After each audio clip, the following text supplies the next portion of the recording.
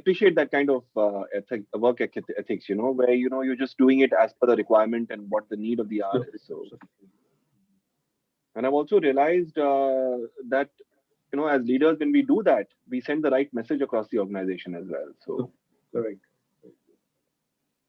Very interesting question already on this. Oh my God. Preempted it, is it?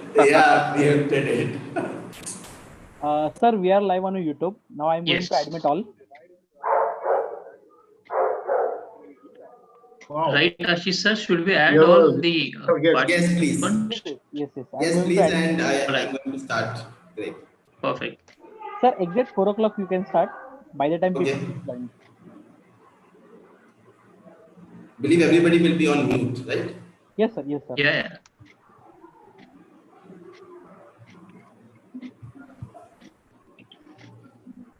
By default, they are on mute mode. You can adjust the video in the spotlight whenever the speaker speaks, I think. Yes, sir.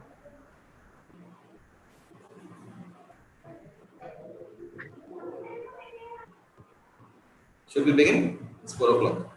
Yes, sir. Yes, sir. Great. Good evening, namaste to all the participants and to all the viewers who are live on this Zoom and who are live on the YouTube channel as well. It gives me immense pleasure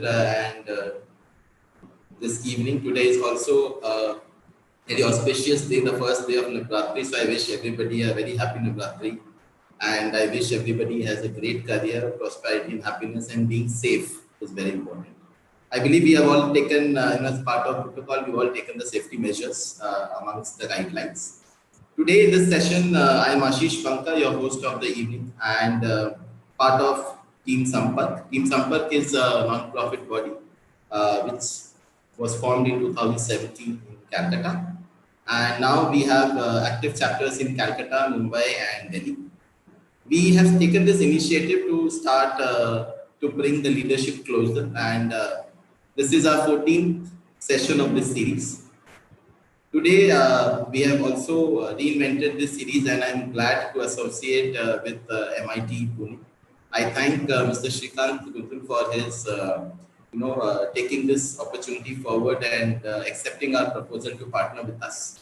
And this is all for the benefit of the students of the university. So I thank MIT Pune and Mr. Shrikant for this partnership. Today, this session, as we, for all audience, I'll just give a brief. So this session generally revolves around, we call it as CXO and HR then and now. The intent of this session is to bring the leadership closer, to understand them, to help them to talk about their inspirations, experiences, learnings, so that it is benefiting to all the professional people around. Today we have two very unique and very esteemed stalwarts with us who will be on this session with us to help us understanding, unveiling, learning, unlearning and relearning again. With me, I would like first to introduce my co-host and industry expert, Mr. Dipanjan Ganguly, who is also a part of Sampark team. Mr. Dipanjan is an experienced professional with over 2 decades of experience in HR administration. Currently, Mr. Dipanjan is associated with Infinity Infotech Parks in Kolkata as General Manager HR and Admin. In his illustrious career, he has exposure in India and abroad. He has seen the employee cycle from closer aspect and has keen focus on people development. He is an alumnus of ISWB Calcutta and indeed a very active member of HR Sampark. Today, Dipanjan will focus and discuss along with me in the terms of opportunities, challenges in the security and facility department from a client's perspective. And indeed, excited and thrilled to welcome the spotlight CXO of the day today for this series is Captain Samir Khullar. We are glad and we extend our heartiest welcome to Captain Samir Khullar on CXO and HR then and now series from Team Sampark as well as from MIT Pune. We are extremely privileged that you accepted on a busy schedule to this invitation and taken your time out to discuss and spare your valuable 1 hour. Captain is MD and CEO of Stryker Security Staffing Solutions Limited, which he founded, and the flagship of the decade-old facility management business. His illustrious career spans over 20 years as both inspirational and motivational for me. Captain served militarily for an Indian Army for 6 years. Thereafter, he worked with companies like 3i funded out of Home Media, TDI International, Matrix Cellular, and NT in various senior corporate roles. His entrepreneurial journey, he has grown the business over 10 times in 6 years and set up 5 different ventures. He calls for a loud applause. In his most recent one being Car's Virtual Assistants, which provides remote part-time human resources to help business and entrepreneurs scale up their ventures. Captain truly believes that nothing is impossible and we can achieve our goals through continuous effort and dedication. As I again say, we are truly humbled to have his acceptance to this session and look forward to gain and benefit from his ideas and advices. I also welcome and congratulate all the Youngistan who have joined this session. I fondly call all the students a Youngistan because they will take the baton of the future India forward. So be active, participative. You will get an interesting question Q&A session at the end of this session to ask questions to Dipanjan, to me, to Captain, and learn from this. While we start this series, the format of the series session is that there will be a discussion which I will resonate all your voices of Youngistan to Captain, and Mr. Dipanjan will chip in. He will also get a spotlight session of 10 minutes where he'll ask some industry-related questions to Captain, and then we will open up the questions to the students. And at the end, there is a surprise element which we will know when we move towards the end of the session. People who have seen my YouTube channel will know that, but we will take this forward when it unfolds. Great. So starting with this session on this auspicious day and hoping everybody's safe and fine. My first question to Captain is that you have been a soldier, an employee, an entrepreneur, a corporate top boss. Which role is your closest to heart and which one is more challenging? Okay, so firstly, Ashish, thank you so much, for having me on your forum. It's a pleasure to be here. And it's also great to share this stage with Mr. Dipanjan Ganguly. Okay, so that's a tough question, right? But let me just put it this way, that I think it's the armed forces that will always be closest to my heart. I'm a fourth generation, military person. And the kind of experience and learnings that you pick up from the armed forces is really life-changing. It molds you to become the human being that you are, gives you a sense of confidence that you can practically achieve anything in life. So yes, it's always going to be the armed forces for me. Thank you so much, Captain, for that. And which one is more challenging? Yeah, so I think, Ashish, anything you do has got its challenges. Everything is, it's got its positive, its negative, its challenges. It all depends on the attitude and the mindset with which you really approach it. So in a way, you could say in the armed forces, sometimes you are putting your life on the line. There is no greater challenge than that. But, all of us go through our own nitty-gritty. And so I think I would always say that everything has got its challenges, but it's all the mindset that which you approach it with. Thank you so much, Captain, for that starting note. Very importantly, while we were discussing just before the session, we spoke about and Dipanjan. I fondly call him Dipanjan Da, so it's because how you address people in Calcutta. So, as Dipanjan mentioned a very important point, and quickly I thought, let me frame that answer question, put it forward to Captain. Very importantly, when we see as civilians and when we see, the other aspect, there's a huge repute, huge in terms of pride and huge respect which comes when we see about, the army or the navy or the, aerial. But also very important point that Dipanjan mentioned is work-life balance. How do you see a work-life balance, in now when you see in terms of youngsters, young aspirants or the professionals? How do you see a work-life balance and how do somebody manages a work-life balance? So I think there are three perspectives through which I would like to analyze this, Ashish. The first and foremost is we need to do what we need to do. If there's something that I need to do, I don't think anybody else can do it, right? So whether it needs to be done in the morning, in the afternoon, in the night, no matter when it needs to be done, it needs to be done. Having said that, it's a big responsibilities on organizational leaders and on managers to ensure that they communicate very clearly to their, to the people, what is urgent, what is not, what is the kind of expectation setting that is required. Because sometimes, if I, for example, in my organization put in a message, I may not expect the answer for a day, but it might perhaps put pressure on the person who received it to respond immediately. So in our organization, we make the expectation very clear. We say if it's coming on a weekend, no need to respond unless it's really urgent, in which case we will put it, as an urgent. The third perspective is of the employee. Remember, like I said, you need to do what you need to do. It needs to be done. However, don't take that pressure internally so much. Most of the times I've realized we internalize the pressure so much. Our own demands, our own expectations on ourselves are so high that we sometimes get stressed out about it. So don't worry, don't take it too seriously, do your best, and then, just leave the rest. Thank you so much, Captain. I think that's a very, very important piece of advice. Yeah, and not only for youngsters, but even for entire professionals. You also mentioned in terms of life of a professional. A very interesting question comes, and as students, when Dipanjan will resurrect, when we were all studying, we always, nobody imagines to become an entrepreneur whenever they study. They always want to become a top boss in a corporate, and we are speaking to somebody who's a top boss in a corporate, who's an entrepreneur, who's an MD CEO. Is the life of an MD stressful? And many of the CEOs whom I've asked this have given a very various kinds of answer. But somebody who handled Indian Army and has been a soldier throughout his life, is this role of an MD stressful? And if yes, then what is the best way? Is it true? That's what we would say. Okay, so no, I don't think so. I would put it this way, that it's not the situations that confront you in your life, it's the way with which you deal with those situations. Even the smallest of circumstances could make somebody extremely pressurized, whereas some of the biggest challenges can be very, very easily handled.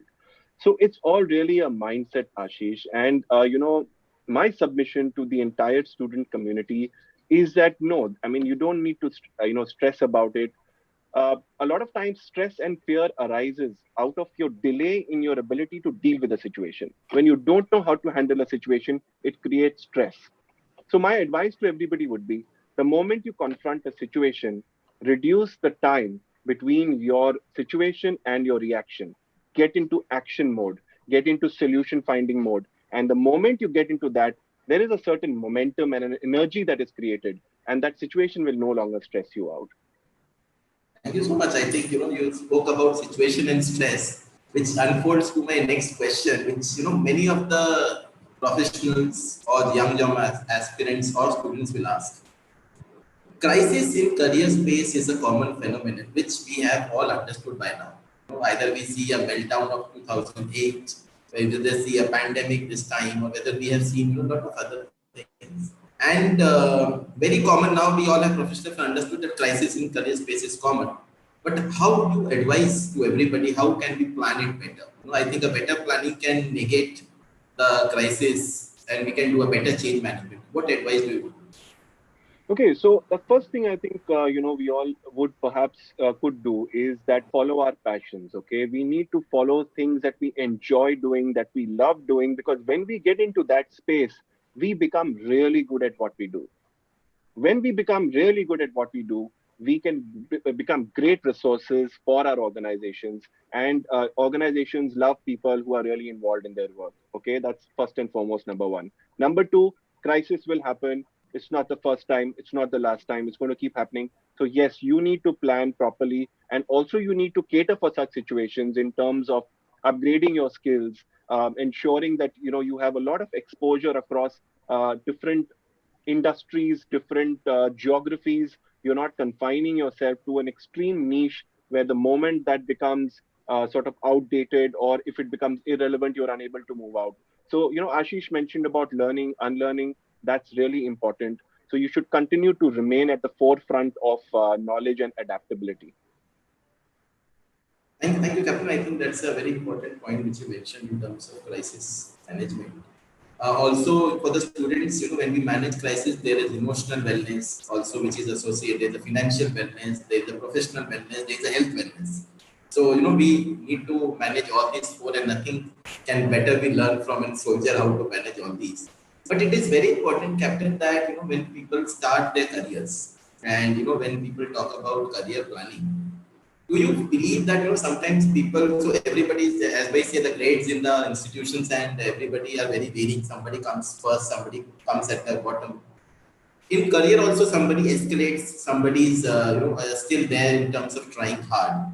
So everybody has their own time zone and lifespan, and do you believe a career planning so can be done? Like if we take an example, taking this liberty to ask you that, did you plan your career well, or the keep trying and the opportunities keep coming by and it starts unfolding? So somebody can plan a career and can make it well succeed, or it happens you just keep the effort going. What is your take on that?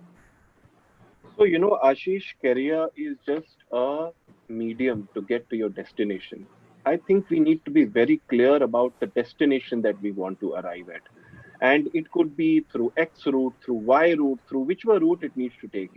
Plan your career, yes, but always pursue your passion, okay? Because again, if you pursue your passions and what you really enjoy doing, you're going to become really good at it. Let me tell you, in the 2008 crisis, I was working in a company in OH Media at that point of time, and the economy went for a six. We took a huge pay cut. Okay, a lot of situation which is being faced today by people. We took a huge pay cut, but somehow that sense of confidence was always there. That determination that it doesn't matter if one door closes. Remember, there are always doors that are going to keep opening, and so always remain positive and optimistic and keep moving ahead from there. Thank you so much, Captain. I think that is very. So while you answered this question, you also touched upon self-management, and we have all the students who are studying management who better know the subject, the theory, the practicality. Also, to associate with management is leadership. When we talk about leadership, either it is leading yourself or leading a group of people. The attributes, and we always have this question, which is in ambiguity: is leaders born or leaders made? How do you see a leadership? You have seen being a soldier so closely life, and people, how the hardship they face. How do you feel? What is leadership for you? So I think leadership is all about, I think leadership first starts with ourselves. Are we leading by example? Are we doing the right thing? If you are just talking about it and you're not walking the talk, it's not going to work. It didn't work in the army. It didn't work in corporate. And let me tell you, even as the owner of a business, it doesn't work. Unless you're out there, you're doing the right things and you're saying the right things, communicating them nicely, it's not going to happen. So the first step, Ashish, is self-management. Okay, that you need to, lead yourself. The second part is, I think leadership is all about inspiring others. About when you can't motivate anybody. Okay, they need to motivate themselves. You can be an inspiration for that motivation. So that's what all about. Leadership is about, where you can get people to do extraordinary things, believe in themselves, create that value for themselves and the ecosystem that is around them. So I think that's it. Pushing people to achieve their best as whatever is their own version of themselves. And also I'd like to share that never compare yourself to somebody else. Never compare yourself that like you asked in your previous question, so and so is doing this or so and so is doing that, we are batchmates, he's doing better. Never mind, forget about that. Look at yourself in the mirror and ask yourself two questions. Did I add value to myself today, and am I better off from where I was yesterday? As simple as that. If you can do that, you're going to keep growing in life and keep improving as a person and as a leader. Thank you so much, Captain. I think that is indeed very inspirational, because the last section which you mentioned is generally when we compare, we fall into our own trap, and that is very important. Specifically for young leaders who are going to take the baton forward. It's also important when you mention passion in terms of your discipline. In terms of a young student, when he wants to plan his career way ahead, and when sometimes he is into a course which might be his choice or it might be a compulsion. And many of the students who have come, they might have a financial loan, education loan. In this kind of crisis, when we are into pandemic, and touching upon that we are coming out of the lockdown, and institutions are also trying to help the students to do. What does a student need, or any professional needs to pay emphasis, so that one is like skill development and upskilling yourself. Apart from that, what are the mental things which one should keep in mind so that they do not fall prey to what is happening in the outside world. You're talking about professionally, right? Following trend professionally. Okay, Yes. so the first and foremost thing is you have to be a domain expert in terms of whatever it is that you do. You need to be very good about it. You have to be professional. You need to do a deep dive into whatever you do. We sometimes find professionals who are just skimming the surface of knowledge. They are just sort of doing a passable kind of a job. Never do that. Always try to do the best you can. One of my philosophies is करना है तो अच्छे से करना है नहीं तो नहीं करना है, that kind of a thing, right? So let's, whatever we do, anything we do, if it is small or big, it needs to be done well. The other thing that I would like to tell you is that your skills can be taught. You can learn, you can do courses, you can learn different kinds of things, but your character, nobody can teach you how to build a character. Your character is one of the most important things that's going to be with you all your life. And I'm talking about honesty, hard work. A lot of times we hear people smart work karna chahiye. You cannot do smart work without doing hard work. Let me tell you that. You first need to have done it with your hands, rolled up your sleeves, got into the trenches, done it yourself, and then you can find better ways to do it. So no shortcuts. Put in hard work, empathy, humility. Always be open to learning. Be coachable. Never let your ego come in the way. It doesn't matter whether it's my decision or your decision. The fact is, if it's the best decision for the organization you're working for, that is the best decision. And one more thing I'd like to share. In fact, I had made a notes, Ashish, based on a couple of questions that you had shared yesterday. Was chase knowledge, not money. Money is a byproduct of good work, of knowledge, of just adding value to everything that's around you. So chase knowledge, and the money will follow.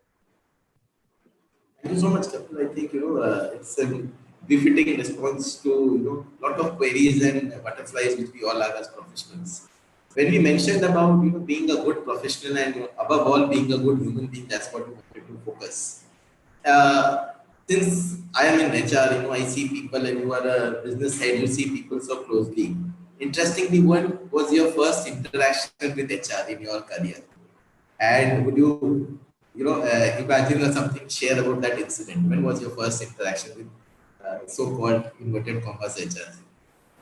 Okay, I'll have to think of a politically correct answer here, right?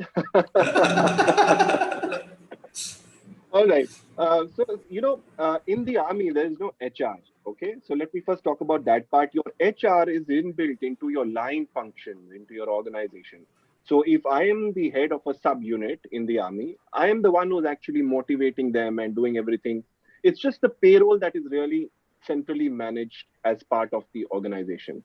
So yes, I think my interaction also with HR was related to a lot of processes in terms of what your onboarding, your recruitment, your different processes related to your remuneration and so on and so forth. So yeah, that's what it was. Great. That was in OH Media. Great. So while we move forward from HR, it also comes, basic importance function of HR comes talent acquisition, which then in turn leads to recruitment. All of us have given interviews somewhere or other. We have Youngistan who will be appearing for interviews, and we have from relevant sources we have come to know that when you interview, whomever you select, the success ratio is not that great.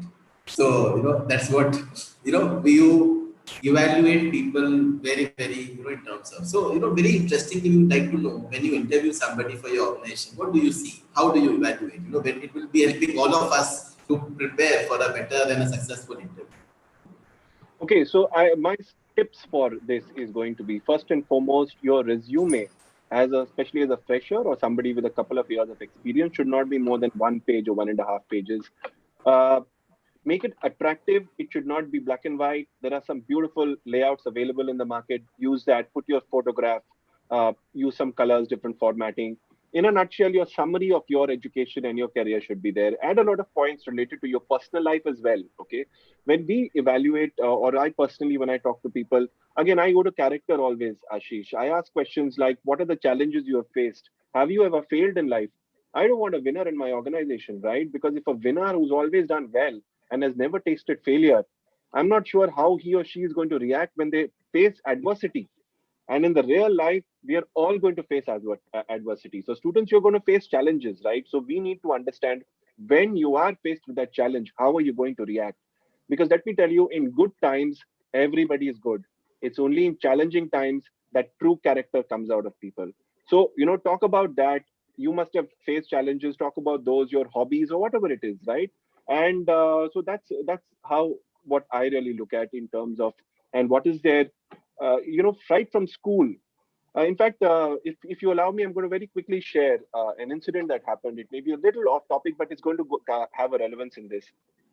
When I joined the company in a senior position, the moment I joined, I was told, fire so and so person if you think he's not good, he's not performing. And I took that advice in terms of, okay, let me understand, let me evaluate myself and work on it. I worked with this person, and I found that he seems to have the basic traits, but he's not able to perform. I went and had an informal conversation with him, Ashish, and I asked him right from his childhood, how did you do in school? What did you do in your previous jobs? And I realized that he's been an achiever. He's been a winner. And I said, man, a guy like you, if you're used to winning, you can't be doing this. So what can I do to change? A lot of times it's on the leader to be able to, motivate and get the best out of this person. So that is why when I tell you, students, when you create your resume, please do put in, right from the beginning. Maybe you were a house captain in class fifth. Put that shows somewhere that there was some trait in you at that point of time. And this person, Ashish, incidentally went on to become the best performer in the company. He went for Asia Pacific Awards. He went to Hawaii on the President's Club nomination, so on and so forth. So yeah, that's my advice on this. I think really this was very important that how do we do strategies to crack the interviews. Also, we all are management students here, management, and while I move to the industry section after this question, a very important point and word which you mentioned, I don't know whether everybody could gather, humility. And when we go back and in this pandemic, when we are coming out, this word has been coined and nurtured in all organizations, and whether it's across industries, humility and being concerned about people, that has been very important. But as a business leader, you also have to manage costs, where you have to see, in this the outflow of cash has limitations, and you have to manage costs. This is difficult, right? Managing costs and still maintaining empathy and taking some decisions which you have to take to manage cost. How do you keep a balance in that, as a leader? So, we have always believed from day one, Ashish, to have lean and mean operations. Okay, keep your overheads low. Don't unnecessarily, there's an old saying, na, "Pair utne hi philao jitni chadar hoti hai" wala thing. I believe in both things. Chadar bhi badhate raho, but pair bhi utna hi phailate raho. So that way, I'll put it that way. Yeah, keep increasing your top line, but don't increase your costs so much that you cannot adjust even for 3 months or for 4 months. So first is it's on the business. Number two, if a decision comes, you need to see how much of that impact has really impacted you. uh, Unfortunately and very sadly, some businesses have used this as an excuse to pass on and to reduce their headcount or to reduce salaries, which I think we are not in agreement with that.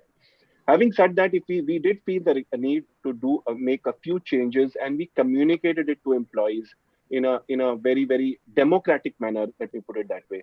If there is a sense of ownership in them, they came forward and they said, we have absolutely no problem, because they know us to be a fair organization, and everybody knows that, after working a few months, a few years with their organization, people begin to realize what are the ethics, what are the ethos over here. So I think that communication is very, very important. Have you communicated in the right way? Have you just said, okay, you know what, all of you are going through a pay cut, or are you putting it that we are facing a challenge, we need to fight it together, get out of this together, and can you support us for a short period of time in order to do it? So the moment the times were a little better, touch wood, thankfully they are already a little better for us. We restored a lot of the minimalistic cuts that we had done for them. So that's the way I put it. Thank you so much. I think that's a very, very important note for all of us as professionals as well to balance that out. And specifically in HR, we follow 3 C's, students: connect, communication, and conduct. And a loud shout and a loud applause to all the Corona warriors and Captain Samir leading one of the organizations which is part of essential services. While we move on to the organization, I excited to welcome Dipanjan on the floor to take the industry section. As a client, he will now be putting forward some questions which is related to security and staffing solution company specific. And it will help you to enable that how this industry unfolds and what are the challenges of this. Dipanjan, over to you. Thank you so much, Ashish. Good afternoon, Captain. Good afternoon to you, Dipanjan. Coming to the industry part, what would be your ideal structure when you putting your deployment or taking a new client on board? So what structure will you look at that should be beneficial for both the client as well as not very top heavy, I guess. So you can just elaborate on what structure you can. Okay. So Dipanjan, you know what? In my professional sort of progression, right from the time I was in the army till now, I always used to feel leadership is a top function. Okay, only the top people need to do that. And then I thought maybe it's only needed in the army or it's only needed in the corporate. Thereafter, I began to realize leadership is needed everywhere. It's needed at every level. Your junior leaders are some of the most important links that you're going to have in your organization. Let's understand. The lower you push your leadership levels downwards, the better it is for you, right? For us, all of us together. So coming to your question, in facility management services, we have different specializations in terms of security guarding. We have our housekeeping, we have our pantry and other manpower. So I would always suggest that every particular function requires their own specialist. So you need a security supervisor for your security part of it. Your housekeeping, you need somebody. Your manpower, you need somebody. And then overall, I would always suggest keep maybe an assistant manager or a manager for facility management who can bring the team together so that you as a client are not having to deal with the day-to-day nitty-gritty and everything is being handled efficiently. This manager should identify with your vision, with your goals, and so that you can work in tandem. So basically talking of ownership, like right at the bottom of the people has to take ownership of what they're doing, if I put it another way. Absolutely. So, Dipanjan, I'm sure you've heard of Simon Sinek, who talks about, starting with the why. So I always think that no matter what that level is, let's talk about the why. If the security guy is standing at this gate and if he has to do a particular function, what is the importance of that function? Why does he need to do it? The moment he understands that, he will be able to perform it in a much better way. And that ownership that you're talking about, Dipanjan, absolutely, that's going to come out in his work.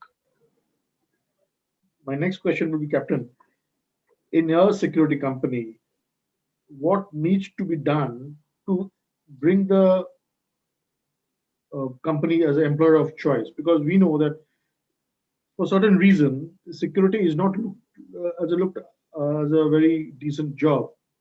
So what would you suggest that, unlike other companies, other profession, somehow security is not looked as a very decent and very distinct job? So yes, Dipanjan, yes, I would agree with you, and that is currently the unfortunate truth about the industry. It's not a employment of choice. It's also because of very long working hours. The salaries are relatively low. I would put it mostly today as a demand-supply mismatch in terms of the fact that there are a lot of people who need these jobs, and so we are able to perhaps employ them at a certain rate and a certain way. But as we move along, I'm sure this is going to get better. A lot of us, as own stakeholders, clients, the government is all getting into skilling them into increasing their minimum wages, so on and so forth. So slowly, it's going to improve. However, today it's not one of the best avenues in terms of employment choices. right. Talking about skill sets, like what skill set look, or how you would like to increase the skill set of your existing employees? Yeah. So So Dipanjan, yeah, absolutely. What we believe is if we have deployed our services at a client's premises, then the headache is ours, right? The client wanted an expert to come into this. That is why they chose us, firstly. correct. So we deal with it in two ways. Number one is, yes, we do need to get an experienced people and we need to put in our filters so that we can get in. This is not a stopgap arrangement. You cannot take temporary people. There are some boys, unfortunately, with due respect to their need for a job, that they just want to come in for 3-4 months, earn a little bit of money, for their seeds and their manure, and they go back to their homes and they plant in their farms. So those are some of the boys also that we get. But what we do is we ensure there are filters for selection first and foremost. The second thing that we do, Dipanjan, and more importantly, is very, very rigorous on the job training. And this is going to be true for all the students here on this particular forum, that you need to focus a lot on your own skilling on the job. What is the job you're performing on a day-to-day function, like in security, register management, in out visitor management, material management, vehicle entries, ensuring the security premises. So that on the job training is very critical, Dipanjan. And whoever you utilize, you should ensure that they come in at least once a week, and they do proper training for the people. And they love it, by the way. These boys love it. They love to learn, upgrade their skills, because once you teach a skill to one person, he or she has it for life, right? They can always go and use those skills anywhere. So yeah, That's wonderful. That's really wonderful. Talking about IR issues, the big challenge, I guess, you will be facing, that we face in our buildings out here. How do you tackle? How do you resolve a very quick, easy solution, if at all there is any solution? So, what exactly is an IR issue? Essentially, it is a mismatch in mindset of two people or two groups of people. Absolutely. Now, the first thing is to try to bridge that gap, Dipanjan. A lot of times, what happens is Chinese whisper. You say something to me and I say something to somebody else. By the time it reaches the last man, it's all got so sort of contorted that they can't make any head or tail out of it. So communication is really important. And I have realized personally, Dipanjan, that 9 out of 10 times, if you can, people are reasonable, people are logical, they have their Indian value systems. Let me tell you that also. He knows that if he didn't come in for a couple of days for a job, he doesn't deserve his salary, and he's not going to fight for it unnecessarily. Sometimes you do so the first answer to your question is communication, ensuring that how we communicate, what we communicate with everybody, we are all on the same page.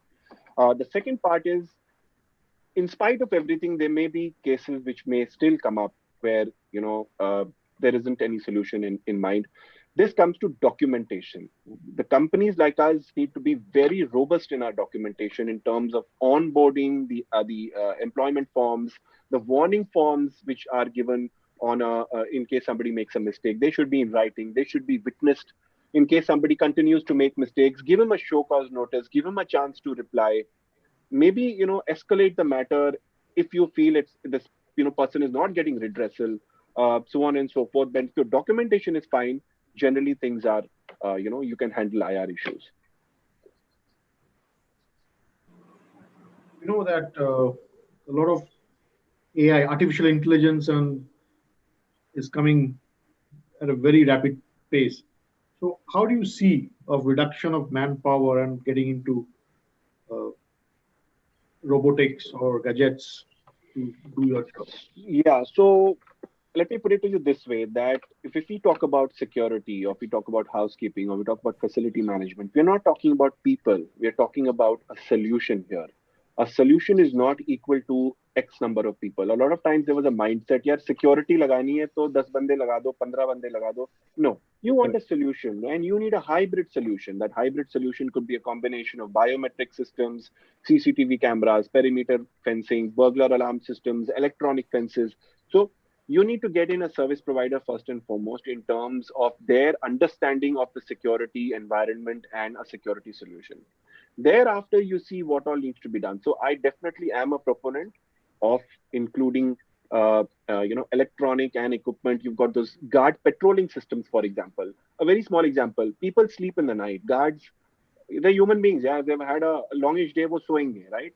How can you ensure that that doesn't happen? So we have things like guard patrolling systems, which are controlled with an RFID and a biometric system. So it gets activated with the guard's own thumbprint, and he's required to take the guard patrolling system to various RFID based bases across the structure. And when they come back, it's all logged into a computer system. So yes, I think it should go together, but let's not use it as a stick. I would always talk about it in a positive way. that, when we implement these things, guards should also feel, boss, we're trying to help them out. Tell them, yeah, again, go to the why. So we need to sort of do a mix and match of that when we are implementing solutions. So I think what basically the client needs to understand that security is just not a few heads. It is the total service. It's a service in as a whole that which needs to be implemented. Absolutely. Be it through CCTV cameras or you said RFID system, biometric, right? So basically, we as clients need to change our mindset, I guess. It is just not kitne bande chahiye. Yeah, absolutely right. Yeah. So basically, we have to think of it as a solution as a whole. Yeah. So get in your service provider, tell him that, why don't you audit our premises and suggest a solution for us, and, take it ahead from there. Right. So what do you, Ashish? Yeah, thank you so much, Dipanjan. No, at that point, I realized that there is having a business deal between a client and, so at that time, beginning to think maybe I need to catch a flight to Kolkata after this. Yeah, I think you should do, Captain. My next question comes, I just thought while I was having, do you think like a businessman or a salesman? Because your answers were very, very, on a very, very fine line. So do you think like a businessman or a salesman?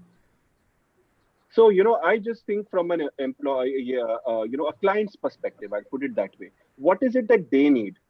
If I can create a match between what my client needs, there's an old saying, you can make a fool only of some of the people some of the time, and, all of the people some of the time. So I think if you can deliver value over a long term, a client will appreciate it. Sometimes, you got to be truthful also to the client. Boss, this can't happen, or this is not really going to work out. And if your client is mature, they understand, you for whatever advice you gave. So I would never call myself a salesperson. I would always call myself as somebody who's looking to create the right value and the balance between the client and the employee as well. I think we are just like a mediating hand in between. Great. I also, since Dipanjan brought out a very important point of security of facility services being a preferred. I believe, in terms of this pandemic, one of the essential commodities have been, sought after industries. So I think after this, facility services will be more secured in terms of job, and it will hold a lot of attractions. It gives a point in terms, before I hand over and invite Shrikant to ask the questions for the students. One last question which comes is that job search. While we all who are into this profession always goes for a job search, and most of us do not find the industry of choice or a company of choice. Do you believe the kind of industry or company which we work with has a larger role to play in our success, or it is just the state of mind? Okay, so I think, sectors and industries a lot of times are incidental or default. We cannot plan our careers so accurately and so nicely that we know exactly which company and industry we work in. I would always give advice to students that work with people who teach you, work with companies who have patience with you, who teach you those skills and who teach you the right values in terms of, so a lot of times they say people don't leave companies, they leave bosses, right? So it's all about the kind of leaders that you work with. So whenever you go in for an interview, remember you are interviewing the organization as much as the organization is interviewing you. Going for that. In fact, a lot of times we don't even call it interview in our organization. We would like to call it like an interaction. Okay, why don't you come in and interact with us? And I personally make it a point to tell them about the company, what our journey has been, what their value will be if we do decide to associate, and where we see ourselves going ahead. Because both minds need to align. So I put it both ways, Ashish. Students, professionals should also align with the kind. If your gut feel says this person is not going to be a great boss, I would suggest don't go for it. Go for something else. You also remind me with the same thought of a dialogue from 3 Idiot. Success ke piche nahi, excellence ke piche bhag. And giving, we all believe how much importance is the Youngistan for India, specifically in this part of journey. And I will invite Mr. Shrikant Gunjal to nominate students to be their voices and ask this unique opportunity to directly ask you a question. I knew this is the platform. I think they cannot leverage the same. Shrikant, over to you, please. Right, sir. Thank you very much. I hope I am audible. My voice is clear. Yes, you are absolutely audible. Right. It was a nice, churning out of entire knowledge in terms of HR. At the same time, a great leadership attributes shown by our guest speaker for the day, Captain Samir sir. Thank you very much for that, Dipanjan sir and Ashish sir, to get on all the questions and to reveal, help out students to know the leadership attributes. Sir, there are questions from our students. I like to invite my student Aditya. He is having certain questions. May I request Aditya to put forward his question? Yes, sir. Yes, Aditya. So once again, sir, good evening, sir. So the question I have is that, good evening, sir. So the question I have is that how does the industrial revolution affects the recent trends or any trend that is currently going on in the market? How does a particular industrial revolution will affect the trend in market?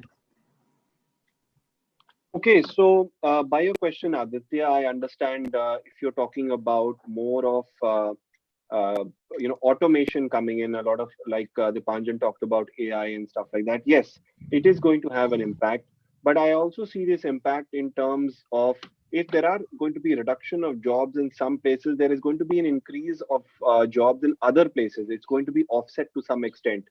Today you have a lot of people who are going back into farming. Farming was something that was looked down upon, and a lot of young people are saying, let's go out and do some farming. So that's one thing. Another thing is there's a lot of infrastructure growth happening in the country. We have just hit a very, very small percentage of the potential we have today in terms of infrastructure development. So there's going to be huge employment that's going to be happening. You've got about highways, smart cities, and all the other kinds of industries that are going to come up. So from your perspective, I wouldn't worry. I think industrialization is overall going to be very good for the country because we did miss the bus early on, and it's going to work out well for us. I hope I answered your question, Aditya. Yeah. Yes, sir. Thank you so much, sir. Aditya, can I just add just one line out here?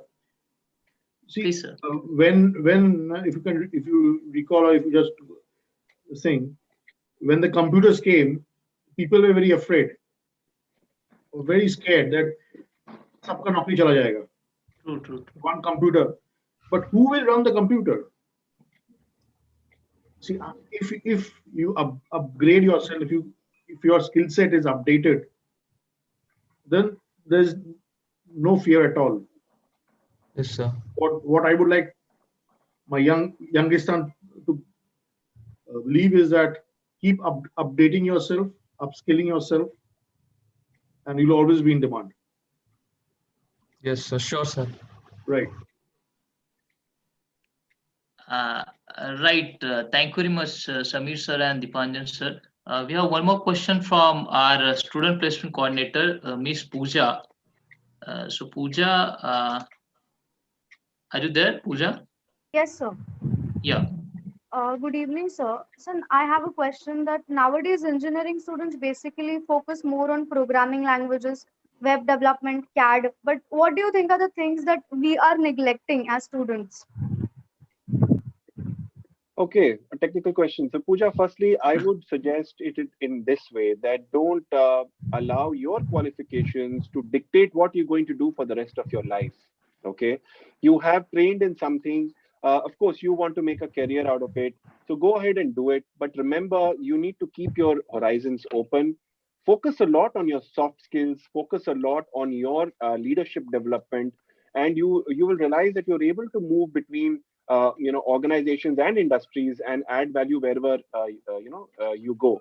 So don't let your qualification restrict you. And on that note, let me also tell you, I was a very average student, and a lot of things that I think I learned in terms of school and class in college really doesn't help you in business. And it's once you get into your job, wherever it is that you work, a new chapter starts there. It's all going to start afresh. So just keep learning and absorbing whatever comes your way. Thank you, sir. And you should be open to it. Right? You should open to learning new things. You should not put your hinders. Yes, sir. Right. Right, sir. Thank you very much, sir. There is one more question in chat box from our third year students, Mr. Suraj. We'd like to ask and to know guidelines in terms of that can we make our interview more fruitful, as most of the time if we do not know all the correct answers to the questions asked by interviewer, so how we can face and put it in honest way, like that's how it's concerned. So, guys, preparation. I would put it that way. And practice. You need to know about. Don't just treat it. Go to 2 interviews and do them really well, rather than going to 10 interviews and not preparing for them. Okay, prepare for. Put some research into the company that you're going in. Visualize what your role could be in terms of. Look at. There's so much information available on the internet these days. Think of the position you're applying for and what is the kind of value additions that happen there. So when you get into that interview, people are going to know that this person has done a little bit of homework. They know about the company, they know about this kind of function, and they also know the kind of value addition they can do when they come into it. Okay, and this can never and make your resume attractive, like I said. So what happens is excellence is a habit. It is not reflected in one thing you do, it will be reflecting in everything that you do, the way you dress, the way you research, your resume. And when an interviewer sees that there is a good vibes coming in everything that you have done, there's got no other option than to get very impressed by you and put you on to the next level. Absolutely. Right, sir. Thank you for the insights. One more question from Wasim. He's interested to ask a question. Wasim? Yes, I'm here. Sir, Yes. my question is, hello. Yes, Yeah, Wasim, Wasim. Good afternoon, sir. So, yeah. According to the fresher's perspective, how one can be sure that my qualifications are enough to get into the industries? And on the other hand, what HR thinks one fresher candidate should have these qualities to welcome him in industries? Okay, so see, if you've taken a certain line, first and foremost is all our management institutes are aligned in terms of the kind of things that they teach you theoretically, practically, the case studies that you do. You may have had industry interactions, so on and so forth. Okay, so you're already aligned to a very large extent towards what a company, the kind of person they're looking at. And again, very similar to the answer that I gave Pooja before this, is that if you want to ensure that you get selected, you need to do a good job in terms of your homework and your preparation for the interview, and don't overthink it also.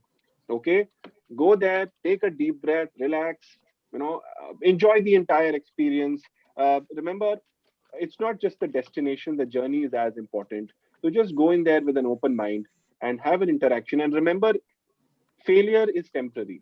Okay, you need to learn to get up after every failure, and that is what is going to make a leader out of you. You can fall 100 times, remember to get up the 101st time and get going, and that is going to be the difference between you and somebody else. It's not the setbacks, it's how you're going to deal with them. So if you don't make it through one interview, don't worry about it. Learn from that one, find out what you may have done wrong, and move ahead from that positively. Right, sir. As truly mentioned, I hope Wasim that answers your question. He's on mute, I guess. Right, sir. Thank you for those insights. Like students, these are most of the active students working as student placement coordinators, and they're very closely observing the industry trends with those all the platforms we are just putting forward. Right. The next question from our third year coordinator, Darshan Jain. He's there. Darshan. Good evening, sir. So my question is, company like Microsoft has announced that some of their employees will be working from home permanently. So will many company will adapt this and make this new normal? And if yes, what kind of skills one should develop? All right. The only skill that you need to develop, firstly, I welcome this work from home thing. I am the last person who would call somebody into office for 8 hours and measure his or her success by the number of hours that they spent in the office. Work is all about output and value addition. Okay, so you need to see what did you achieve at the end of your darshan.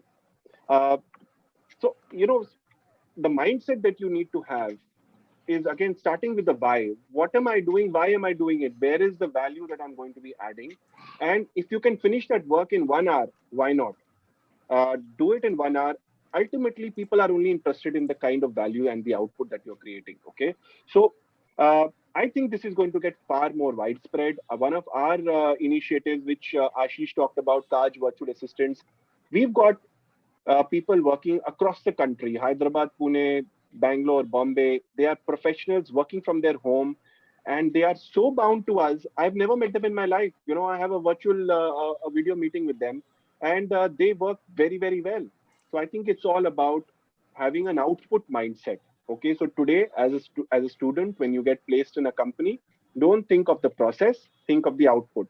You need to follow the process, but keep an eye on the output. And tomorrow, when you become a manager and a leader, follow the same values. Darshan. All right. Okay, sir. Thank you, sir. Right. Thank you very much, sir. Dipanjan, sir, if you'd like to add something in this. I don't think there's much to add there. But what Captain said was absolutely, it can't be any better, I guess. Okay, sir. Right. Add values. I have an interesting question, Shrikant, for the captain. We all talk about our insecurities, whatever we are discussing. In a way, we are all putting forward and getting a solution to our insecurities at every level. We all have insecurities. But captain, as a leader of a business and as an owner, as an entrepreneur, since you have been a soldier as well, so we also expect you to mitigate all these risks and uncertainties in a better way than what we do. But do you see in terms of your industry any specific challenges in future, or do you see this particular will only go in escalation? How do you see this particular industry as a challenge? What are the challenges if you want to narrate something, or do you see this as an exciting opportunity to be in terms of this facility industry as well? Are you talking about the facility management industry? Yes, yes. Could you just rephrase your question, Ashish? I didn't understand. Yeah. So in terms of, I want you to that as part of this industry, do you feel that what are the challenges going forward, in terms of specifically this industry or an organization? Or if in case you feel the other way, that it's been an exciting space to be, where you see a lot of success and a lot of, rewards coming in terms of a business aspect or industry aspect? Okay, so to answer your first question, the biggest challenge that our industry is facing is in terms of skilling, Ashish. We need to have better infrastructure in terms of having people trained in this, and compliance to the labor laws. There is a lot of lack of compliance, because of which our boys and girls, they are, like I was talking about in our chat yesterday, they're sons and daughters of the soil. They put in a lot of hard work. They sweat it out, and we need to appreciate the kind of efforts they put in. So that compliance thing is really important. And the third challenge is fragmentation. You have very small players coming in who do not have that expertise, and unfortunately, our clients, they may not be able to get so deep into a particular thing to find out which is really a great player, which is not such a great player. So yeah, these are the couple of challenges that are being faced by the industry. As I said, Captain, earlier, that you need to educate your clients first, because security is just not kitne bande. Yeah. It is the entire service as a whole that we have to look. The client has to understand that. Absolutely. Also, on a lighter note, since Captain expressed his travel to Calcutta, this is the right time, because we also on the bridge of Durga Puja, so you can plan that. Great. Captain, we move on to our last segment. I realized that we have just came to an end of the session, and this is one of the session where the students involved and an expert, and it seemed very seamless. We could not realize on the time, but keeping in the time as a value, I have few questions, which is a surprise session. We generally do not, reveal that, but these are needed questions, not having much of value, but we want to know our leader better, and this interaction is very precious. This will be cherished throughout our careers, all of us. So some questions for you, Captain. How do you self-motivate? How do I stay self-motivated? How do you? Yeah, correct. Okay. So, self-motivation is really, initially, it's a lot of hard work. And then, your internal mental narrative gets designed that way. So early on, I used to really have to get up and I used to think, okay, like I said, look in the mirror, what value did I add to myself? What can I do? So on and so forth. But now it's just about what is the impact I can have? Can I change one person's life? Can I make somebody smile? Can somebody, because of me, feel good about himself or herself or improve some way in their own life? So that's what motivates me the most. So Ashish, it's so great being here on this platform and interacting with all these young minds, and it's been very satisfying. Thank you so much, Captain. Next question is, what is your favorite food? Favorite? Food. Food. Oh, okay. I'm a big foodie. Let me tell you that. I love all kinds of food, in fact. And whether it's Chinese or Italian or Mediterranean or Indian, I love all kinds of food, especially food that is perhaps a little different from, from the usual, some fusion or something like that. But yeah, I love anything that, is cooked nicely and passionately. Yeah. Thank you so much, Captain. We will love to treat you someday when we meet.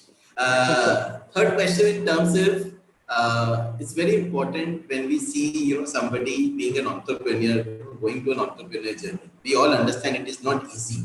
So when you came to an entrepreneur journey, do you want to share any moment when you thought that this was planned as an entrepreneur? Because a lot of youngsters now want to go and take this line of action as an entrepreneur. What advice do you want to give them? What was your thought when you thought I will become an entrepreneur? Okay, so when I was in the army, I realized that I felt there's a lot more I want to do, and it's going to take me too long to do it in the army because it's very structured. I had a romantic notion of the corporate, okay, suits and ties and glass buildings and stuff like that, and I thought, yeah, corporate is a place to be in. Once I came to the corporate, so students, let me tell you, everything is, when you get into it, it's going to change the way you really look at it. But you need to keep, moving from one sort of platform to the next. And once I came to the corporate, I decided, Baki Fauji jo karte hai, wo nahi karunga. I'll not do HR, I'll not do admin, and I'll not do, security. I will do something else. So I did sales and business development, Ashish. And that really helped me in my career. I realized that with this function, I'm able to generate revenue for an organization. And that's a very powerful feeling. It's also, let me tell you, for people who are looking at a sales career, sales requires some of the most capable and intelligent people. And it's also from a sales background that there are most number of CEOs that get made. Sales is the only function where you get to know how every function in the company works. Your HR, your finance, your operations, your technology, everything. But my advice to you would be, first work a few years. Remember, if you get into the entrepreneurship journey too early, there is a possibility that there will be more chances of failure because you have not seen so much of corporate life, of business, of markets, of clients. So work a few years, and then after that, take a step into entrepreneurship. When you do decide to take a step into entrepreneurship, ask yourself two questions, just two questions. If you can get an answer to that, you're ready to be an entrepreneur. Number one, who is going to buy from you? Obviously, you're selling something, right? A product or a service. So who's going to buy from you? Which is your market segment?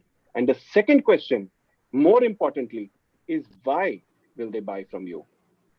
If you can answer why they'll buy from you what you want to sell, you're ready to become an entrepreneur because there is so much of competition out there. It's very easy to say, I have 10 friends. But let me tell you, when you really get down to it, there's a lot more to that. So that's my advice on entrepreneurship. We just summed up the entire journey into just two sentences, and that's the class which you put forward to all of us. A pen ultimate question: who helps in a career, a good boss or a terrible boss? Both. In fact, I have a great incident to narrate for this. I went for a job interview, students, and when I was sitting there, like I said, you need to analyze the company as much as the company is analyzing you. So this was this person who was really senior and elder to me in age and experience, but बहुत खड़ूस था. तो मैंने बैठे बैठे ये decide किया, या तो I learn a lot, or this guy is going to really be a tough taskmaster. I went ahead and took the job, and let me tell you, both things came true. He was a tough taskmaster, but I learned a lot, and today I still consider him my guru. So remember, you will learn from everybody you meet in life, and keep that open mind. And also, one more thing, no matter what happens in life, no matter what, there is always a silver lining. There's always something that you can take away from that and move from there. So keep that attitude. Thank you so much, Captain. I think you really put it forward in a very simple incident. Hunger in brain and stomach should always be there to move forward. And the last question of this session today, I know I'm a couple of minutes over the time, but I'll ask this question. We all have hobbies, as you know, everybody. You have a special hobby which we have narrated in terms of social contribution, which you do it not as a hobby, but as taking as a responsibility towards the society. Do you believe that this kind of being us so we, when we talk about us professionals, we do it either a part of obligation, or we do it a part of sometimes as a festive, or we do it as part of birthdays. You do it regularly, and your career, when I started following, and I have been, so this is unique. You want to tell about this something and give advice to all of us that how can we be regular social contributors to the society? So, personally for me, Ashish, and I think for a lot of other people, one of the biggest satisfaction is to be able to give to somebody and to create that kind of change. Okay, so I'm part of an organization called BNI, Business Network International, which is an association of entrepreneurs. The entire philosophy of this organization is givers gain, Ashish. We are all entrepreneurs here, and we only believe in giving to each other in terms of whether it is business referrals, or it is advice, or professional upliftment, or development, or whatever it is. And you won't believe it, when all of us give, somehow it all seems to just turn back around and come back to us, and it enriches us not only personally and professionally, but also monetarily. So I think everything is interrelated, Ashish. If you're a good person and if you give, what goes around comes around. Right. Thank you so much, Captain. I think just put again a very simple words, but so effective.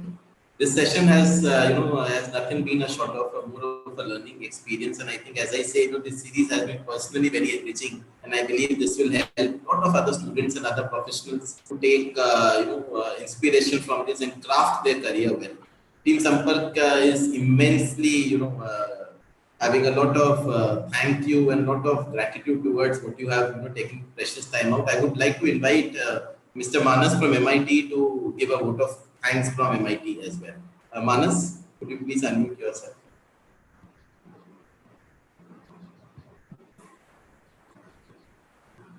Hello, am I audible? Yes, Manas. Yes, you are audible, Manas, please. A very good evening to one and all.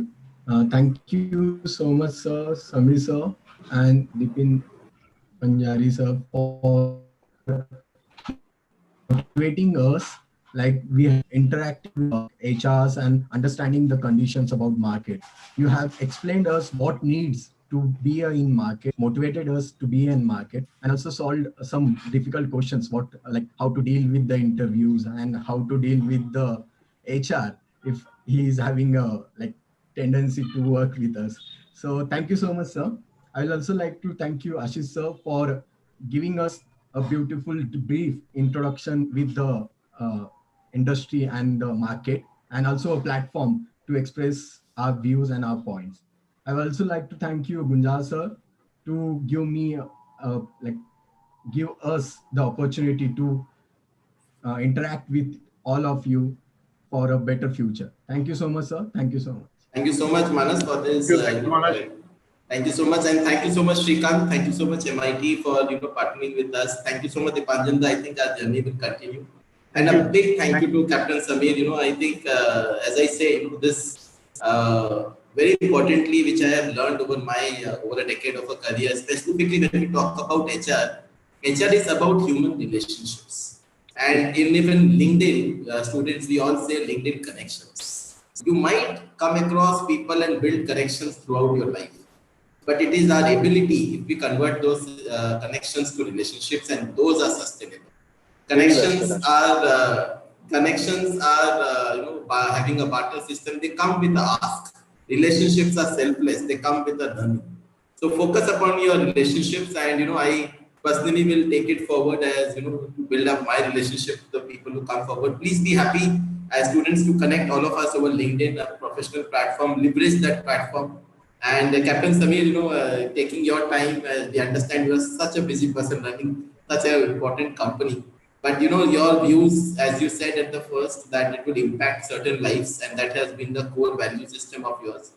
We will make that as a, and as we say, when we say we civilians meet any soldier, we always promise something, and that is what they say, a vow or promise. We promise two things. I take it away. One is keeping humility intact as part of HR, and second, be a consistent social contributor to a society, not being an periodical or seasonal contributor which has not much of impact. I wish all of you a great festive season ahead, a safe and a great career ahead. And thank you, Captain Samir, for taking time out. We wish you a great career and success ahead. Thank you. Thank you so much, Ashish, for having me over. Thank you so much, Dipanjan, Ganguly, for being on the show. And it was wonderful having you, Captain Samir. Thank you, sir. Thank you so much. And thank you to Team MIT for arranging this. All the best to all the students. Fantastic interaction, and look forward. Bye-bye. Thank you so much. Thank you so much. Right, sir. Thank you. It's our pleasure. We are looking forward to long-term relation, as Ashish sir concluded. Thank you very much. Thank you so much, Shrikant. See you all. It's our pleasure. Bye, sir. Yeah.